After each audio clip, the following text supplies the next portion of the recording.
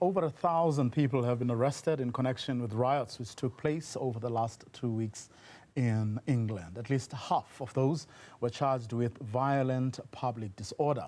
Riots broke out after misinformation spread about the identity of the alleged perpetrator of the knife attack that claimed the lives of 3 girls last month. Among those appearing in court yesterday was a 13-year-old girl who admitted threatening unlawful violence outside asylum seeker accommodation.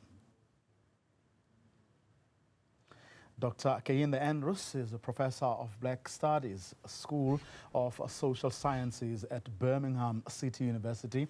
He joins me now. Prof, a very good afternoon to you. Thanks very much for your time. Over 1,000 people arrested and 575, we're told, have been charged all over the United Kingdom. Has any change? Have things changed on the back of those arrests and people being charged? No, unfortunately, the government hasn't really understood the problem. I mean, this was caused because mainstream discourse over here has been heavily anti-immigrant. I mean, the last government wanted to deport asylum seekers to Rwanda. I mean, this is really the result of white rage that we're seeing on the streets. And all the government has done is just lock a lot of people up. And as we should know from history, once the police have more powers, they usually come back to haunt black and brown people. Well, I mean, they're blaming it on the far right. That's certainly what I think I understand diplomats are being told, and as a result of which they have deployed a 6,000 standing army of specialist police officers, which the government says are familiar with, you know, the actions and everything far right. Yeah, but it's not really a problem of the far right. The problem is that the far right has become the mainstream. And we're talking about policies in the UK that would have been in the 1970s. We have something called the National Front over here. We were talking about repatriation and keep Britain white.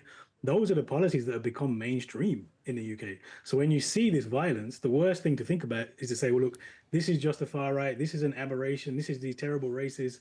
And we can just lock them all up. Then the problem will go away.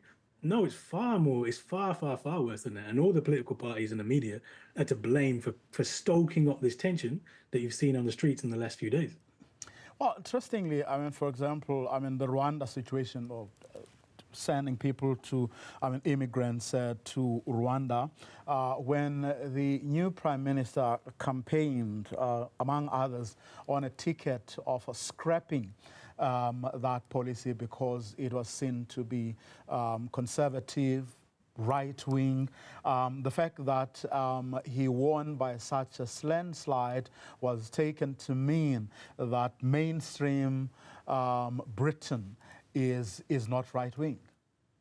No, because what he said was, if you listen to what he actually says is that this is a bad idea because it's bad policy. It doesn't work, right? The Labour Party was very clear that this was a bad policy because it wasn't going to work. They did not come back from saying, actually, we need to stop the boats, we need to stop immigration. Labour ran on a platform that very clearly said, we agree with the Conservatives. We need to stop immigration. We need to stop the boats. We just need to do it in a different way. So the landslide victory for Keir Starmer has nothing to do with immigration at all. And they feel, the left feels that they have to be anti-immigrant because the mainstream, the media, everything of that is so anti-immigrant. They don't feel they have a choice. So no, the vote for Labour was not a vote for immigration. Now, if there's a misunderstanding or misdiagnosis of the problem and its cause, will then such initiatives as engaging with your TikToks, Facebook, Google and X on the handling of misinformation going to change anything? No, this is not a problem of misinformation, and it was not a problem of the right. The problem is that, you know, since there have been black and brown people in this country in big numbers since 1919, after the First World War, what happened? There were white race riots because they weren't happy we were here. 1958, Notting Hill, white race riots, happy we're here. Throughout the 70s, throughout the 2001.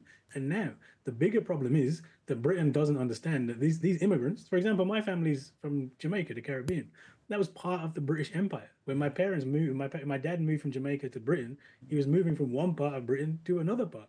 The truth is that most immigrants in this country have always been part of this country because the British Empire, actually South Africa was part of the British Empire as well, yes. was part of the nation.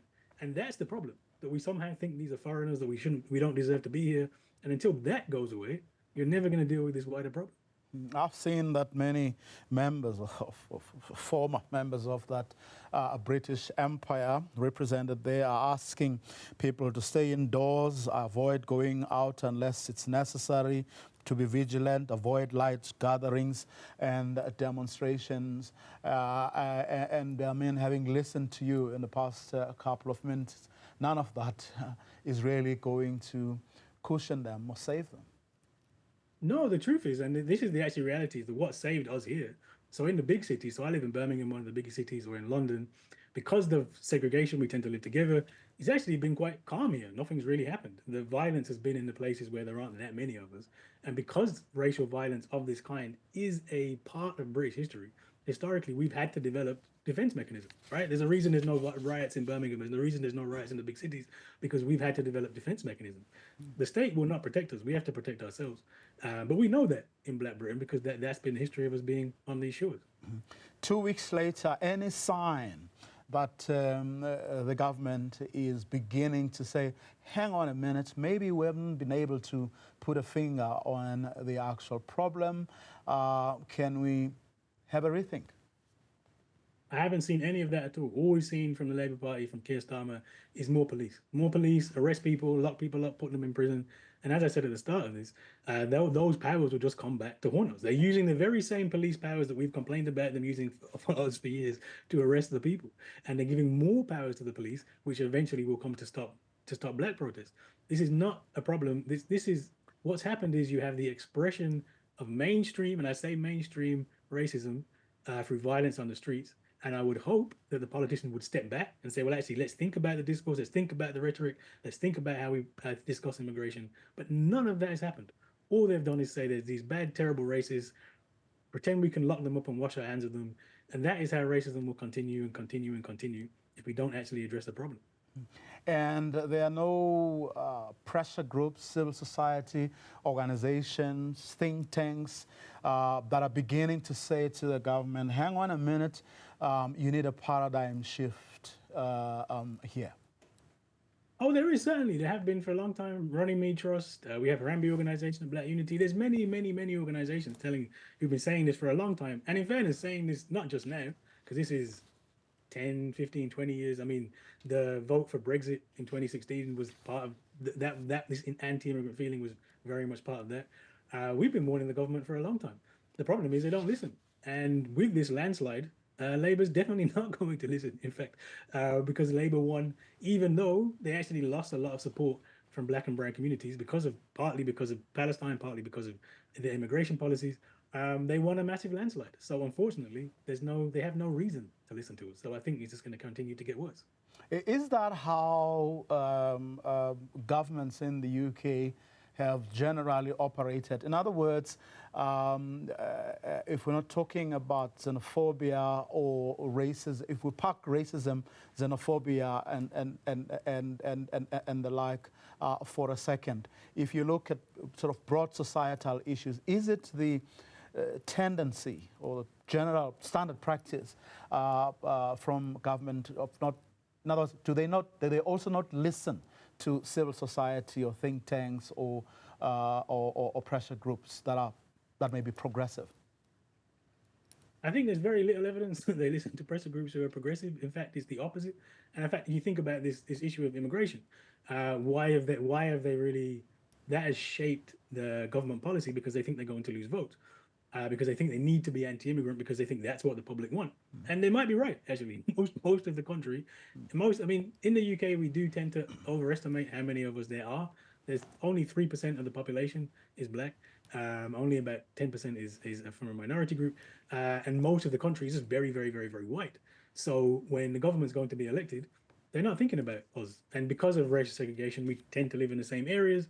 So what shapes the government's reaction is these large parts of the countries where you're seeing the riots, where you're seeing mostly white people, and we just don't have a political voice. We're a very, very, very small minority in the UK, and that's why we have very little political power.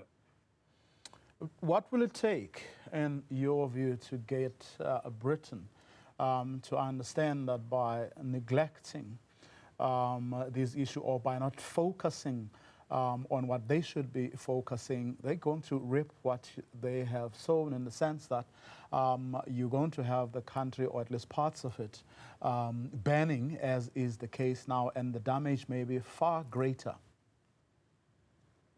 Unfortunately, I don't know what it could take, because what other than this, what would it take? Like, you would think this would be the thing that woke them up, right? Like, it's very clear that all of this anti-immigrant rhetoric has caused this, but it has made no impact at all on the conversation. In fact, the conversation has simply been lock people up, put them away, and Britain is great at doing this. We think that racism is an individual problem. This is a problem broadly, I would say, worldwide. We think that racism is an individual problem that you can legislate out or lock people up, and it hasn't had the impact that we'd like to see.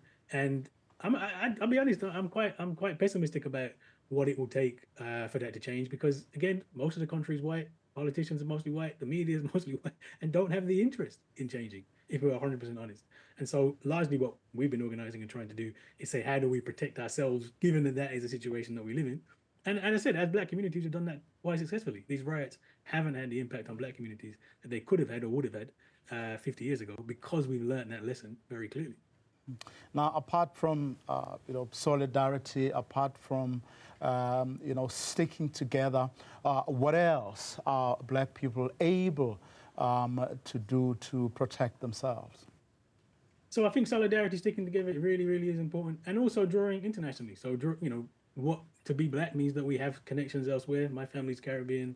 There's large parts of the country now have roots to the African continent. We really need to be drawing resources from there, and understanding that Britain is what Britain is. Racism is as British as a cup of tea. This country is not going to change because of a small minority. It's not going to change because it's the right thing to do. We've been on the right side of the argument for 500 years. That doesn't get us anywhere.